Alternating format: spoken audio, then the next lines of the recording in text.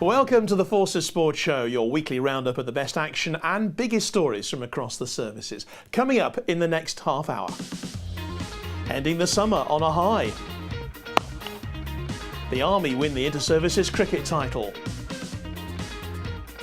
International Test, the UK Armed Forces women go up against Wales.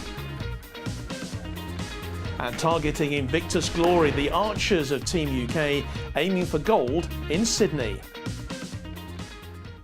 The Army are celebrating after winning the Inter-Services Cricket Championship, but they had to come through 3 hard-fought days of action against the Navy and RAF to claim the title. The tournament began with the RAF beating the Navy in the opening match. Andy McGeorge top scored with 56 as the Airmen made 228 in their innings. The Navy's reply started badly, with opener Sam Radford bowled in the first over. But they recovered as Jordan Evans and Leo Buscombe put on 68 for the second wicket. Bowlers Kieran Pearce and John Taylor changed the game as the Navy went from 94 for 3 to 111 for 7. They were eventually all out for 143 in 41 overs. The RAF comfortably winning then by 85 runs. We get ourselves into good positions and whether we mismanage the run chase, we've in the last few seasons been coming up short in these tighter run chases, unfortunately. The weather played its part on day 2. The match between the Army and the Navy was reduced to 42 overs aside by overnight rain. Putting to bat, the Navy struggled to deal with opening bowlers Ben Gold and Yuri Hill. They were 44 for 4 at one stage.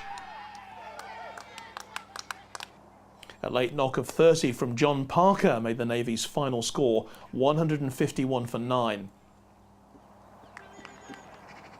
Despite losing openers Liam Fletcher and Connor Reid, the Army went on to pass 100 thanks to a partnership between captain Jay Boynton and Tade Carmichael. Carmichael unbeaten on 68 and Graham Wiseman with 25 saw the Army home. They won by 7 wickets with 9 overs to spare. So the tournament came down to a deciding match between the Army and the RAF. The Airmen were put into bat and posted a target of 144.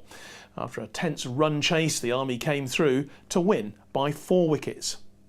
Heads, please. Heads is the call. The Army won the toss, skipper Jonathan Boynton having no hesitation in putting the RAF in.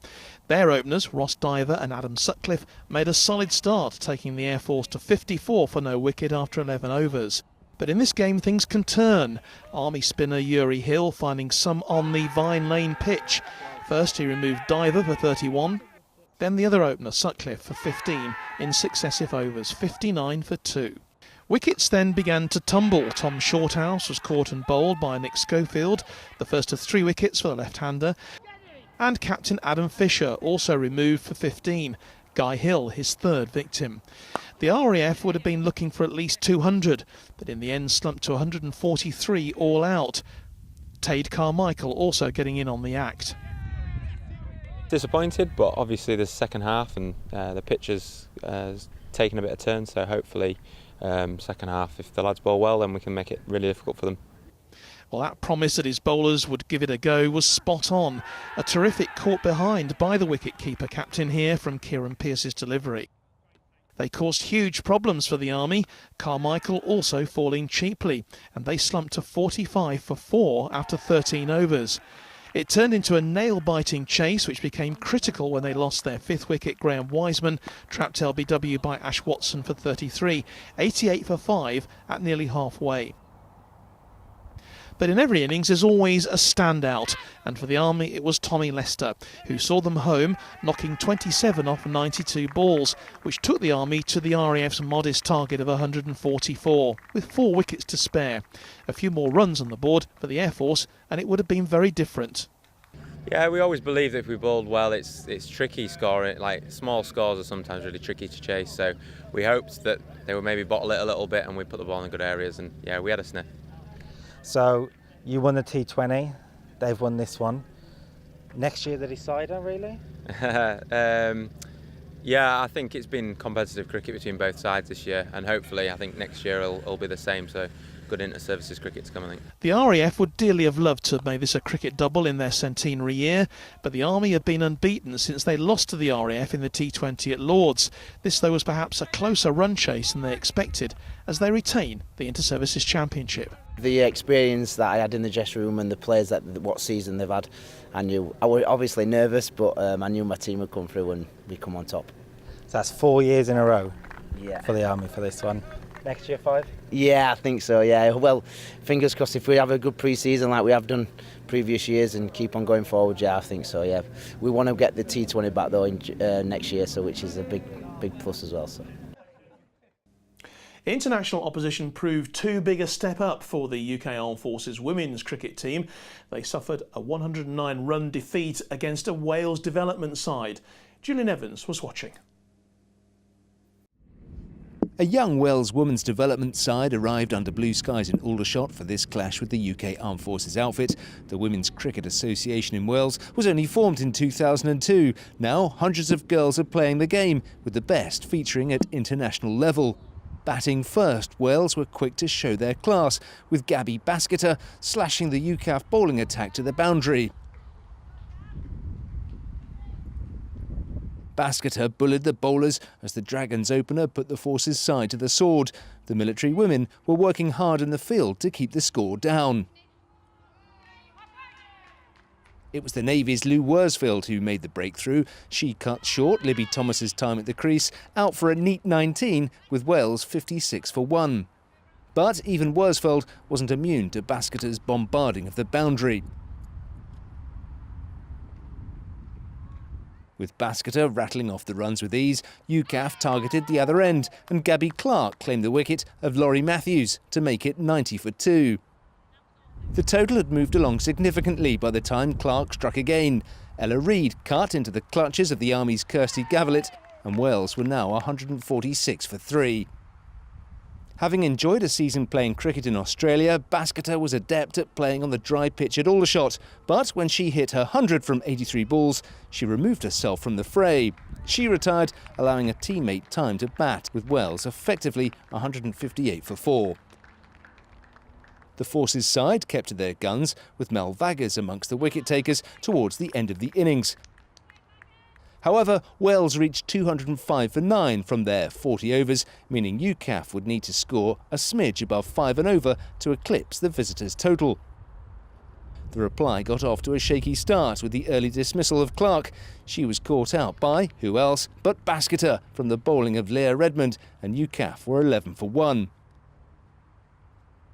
However, Georgie Cant and Worsfold started the rebuilding process for the home side and forged a useful partnership. Worsfold was looking commanding at the crease and UCAF began to eat into the target. Just when things were looking good for the batting side, it began to unravel at an alarming rate. Cant was undone by the bowling of Nicole Reid and the quick reactions of Bethan Gammon behind the stumps, and Wales had their second wicket with the score 74 for 2. A few balls later, Worsfold was on her way too. Sophia Smale taking the key UCAF wicket, and the collapse was in full flow. The tumble of timbers continued as UCAF slumped from 74 for 2 to 98 all out, and Wales enjoyed a 109-run win, much to the frustration of the home side. There's a lot to be learned from however people got out today. Maybe ask the question, how are you going to improve that and turning it into a positive for the next training session or the next game?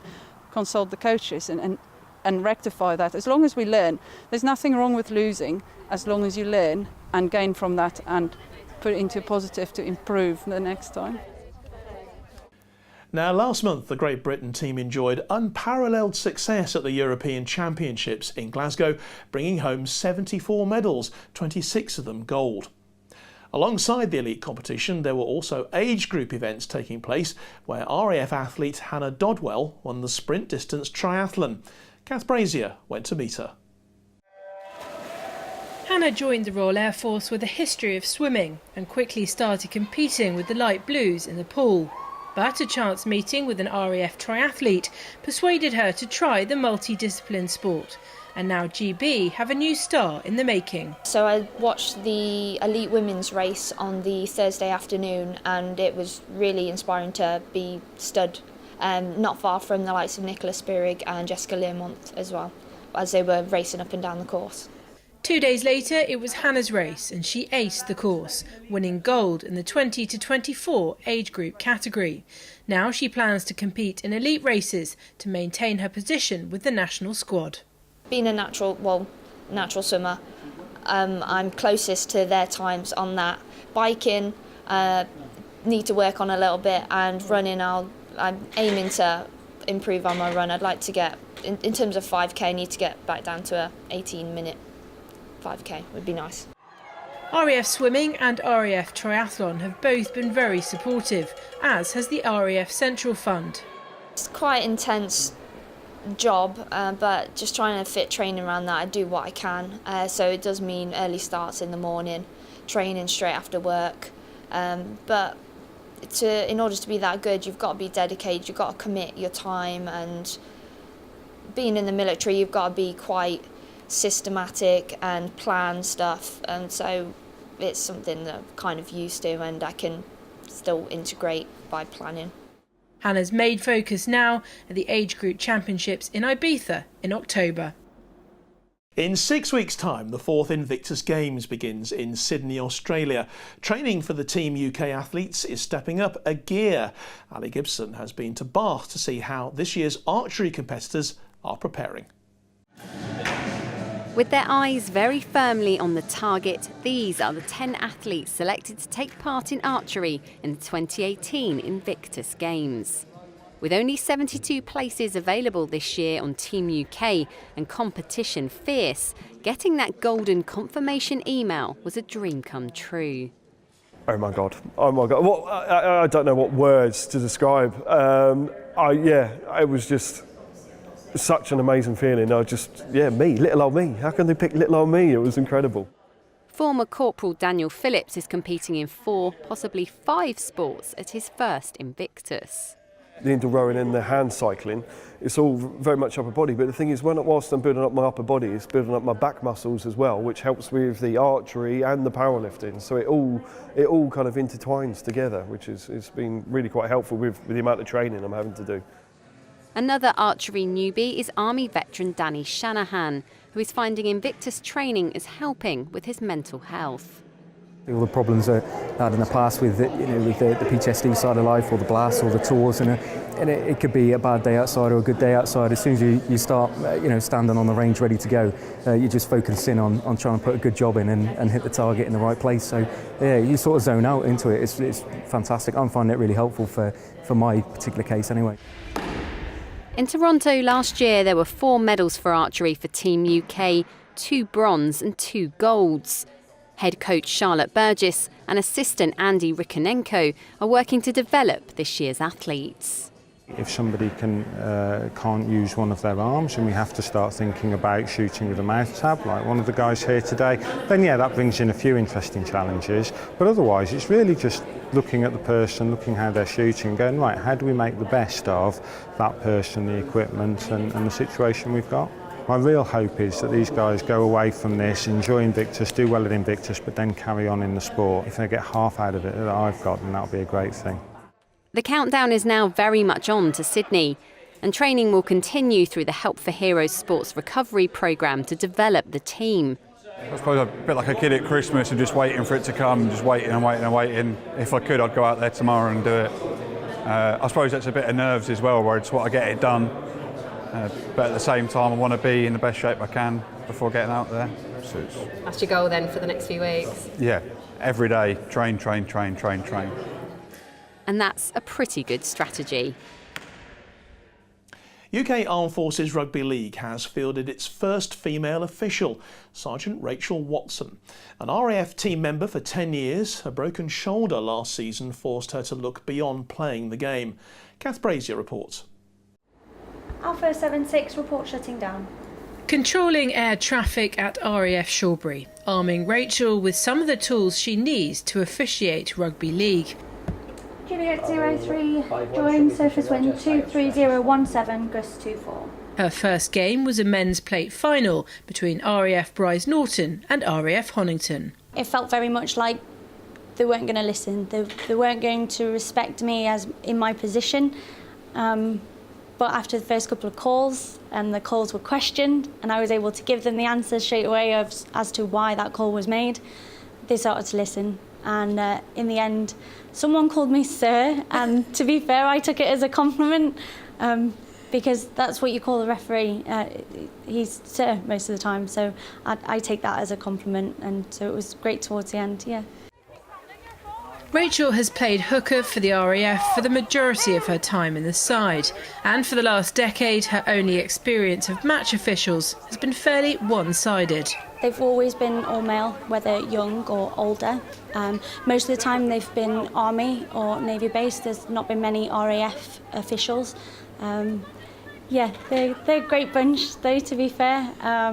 From a playing perspective, you don't always get on with the official, but over time, when the same ones are doing the same fixtures all the time, you start to understand what they want from you and what your team needs to give them. It's that understanding of the game as a whole that's equipped Rachel so well. She's already a level 2 coach, but for her next move, she didn't want to leave the pitch. Being on the sidelines as a coach is not as great as you'd expect it to be, especially cheering the lads on and that. And I wanted to be back in amongst it, and the next step was officiating then. And were you aware at the time when you made that decision, when you were injured last year, that you might become the first, female official for UK Armed Forces? No, I didn't think of that at all. I thought possibly that someone from the Army had done it, or somebody previously had done it, but to find out that I was the first female match official, yeah, it was a little bit daunting, but no, it's been great. Rachel is following in the footsteps of female legends of the game. In the early 90s, Julia Lee was the first woman to referee men's rugby league matches in Great Britain and Australia. And in March this year, Tara Jones became the first ever on-field female official in the Betfred Super League. Rachel admits the one thing she may have underestimated is the level of fitness still required. It is completely different from being on the pitch. Yes, we have to run backwards and forwards 10 metres or make a break and run the full length once every so often. But being an official, yeah, it was a lot of hard work, and I've got a lot of respect for the guys now. Not that I didn't before, but I have a lot more respect for them now. What they do is a lot of hard work. So if anybody wanted to give it a go, there's not many times that you will become injured. There is a possibility you could get injured, but yeah, it keeps your fitness up, and if you love the sport, then why not? Rachel will continue to play for the RAF as long as her body allows, but at least now she's secured a longer future in the game she loves. The Challenge Cup final at Wembley once again provided an opportunity for rugby league players, fans and officials to pay their respects to those who lost their lives in the First World War. The day before the Wembley showpiece, a ceremony took place at the Cenotaph in central London. The event takes place every year ahead of the climax to Rugby League's oldest competition. We reinvigorated it 5 years ago. The Rugby League as a sport used to pay their respects in the late 1930s, and it stopped, and we rejuvenated it. And I think for the sport to pay our respects to servicemen who have given the ultimate sacrifice is an enormous gesture from them, and something the sport that needs to do. My granddad fought in the World War, so like I say, thinking of times like that, they've put the body on the line. And we're only playing 80 minutes of rugby, and everyone thinks you're heroes, but the true heroes are people who died there. We get an opportunity to do some things at Wembley, playing a final. We do that because we got given the opportunity because people, over a number of years have served our country and enabled us to be free. You laid a wreath alongside the captain of your team. How has he felt about being here today? A few years back, he would have been out there fighting in the war. He would have been putting his life on the line for that.